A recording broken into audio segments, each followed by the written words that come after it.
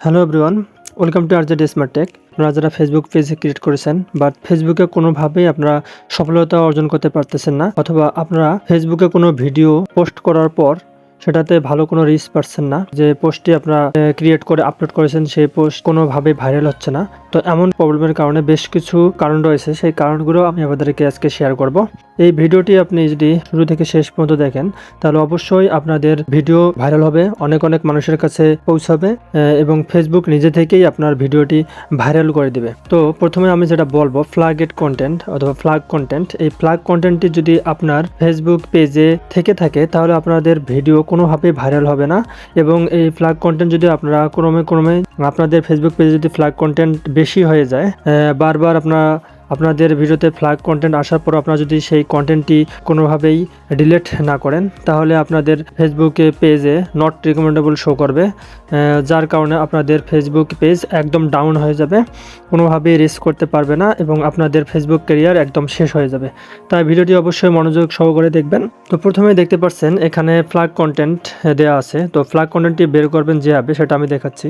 প্রথমে আপনার official Facebook অ্যাপসটি ওপেন করে নিতে হবে, তারপর আপনার পেজে যেতে হবে এবং সেটিংয়ে ক্লিক করার পর পেজ সেটিংয়ে ক্লিক করবেন, দেন স্ক্রল ডাউন করলে আপনারা পেয়ে যাবেন পেজ রিকমেন্ডেশন এবং পেজ কোয়ালিটি। তো এখানে আপনারা পেজ রিকমেন্ডেশনে ক্লিক করবেন, তারপর দেখতে পাচ্ছেন আপনাদের পেজটি যদি রিকমেন্ডেশন হয়ে থাকে তাহলে পেজ রিকমেন্ডেশন এমন শো করবে, এবং যদি রিকমেন্ডেশন না হয়ে থাকে তাহলে নট রিকমেন্ডেবল শো করবে, যেটা অনেক দুর্ভাগ্যজনক এবং আপনার ফেসবুক ক্যারিয়ারকে ধ্বংস করে দিতে পারে।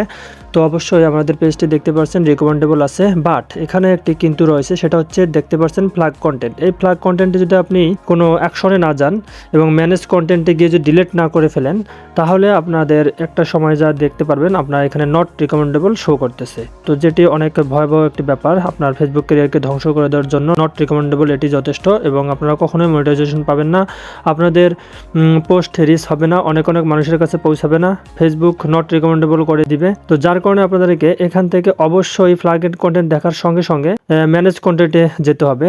আর আপনাদেরকে প্রতিটি পোস্ট দেওয়ার পর আপনারা অবশ্যই এই সেটিংয়ে গিয়ে আপনাদের পেজ রিকমেন্ডেশনে ক্লিক করতে হবে এবং এখানে চেক করতে হবে দুটি জায়গাতেই আপনাদের টিক মার্ক থাকতে হবে। দেখতে পাচ্ছেন আবার নিচে আছে পেজ হ্যাজ নো ভায়োলেশন এবং উপরে থাকবে পেজ হ্যাজ নো ইস্যু, দুটাই আর কি আপনাদের এখানে টিক চিহ্ন থাকতে হবে। তো যেহেতু এখানে দেখতে পাচ্ছেন ফ্ল্যাগ কন্টেন্ট, এই ফ্ল্যাগ কন্টেন্টটি তার মানে আমার একটি কন্টেন্টের সমস্যা রয়েছে, সেই কন্টেন্টটি অবশ্যই আমাকে ডিলিট করে দিতে হবে। তাই এখান থেকে আমাকে এখন ম্যানেজ কন্টেন্টে ক্লিক করতে হবে। দেন এখানে দেখতে পাচ্ছেন আমার এই পোস্টটিতে ফ্ল্যাগ কন্টেন্ট রয়েছে, যার কারণে আমাকে এখানে ক্লিক করে দেখতে হবে আমার পেজের কন্টেন্টটি কীরকম ছিল। দেখতে পাচ্ছেন সেনসিটিভ কন্টেন্ট, আমি এখানে ফ্রি ফায়ার রিলেটেড একটি কন্টেন্ট বা একটি পোস্ট জাস্ট একটি ছবি দিয়েছিলাম, তো এটি ভায়োলেশনে পড়ে গিয়েছে।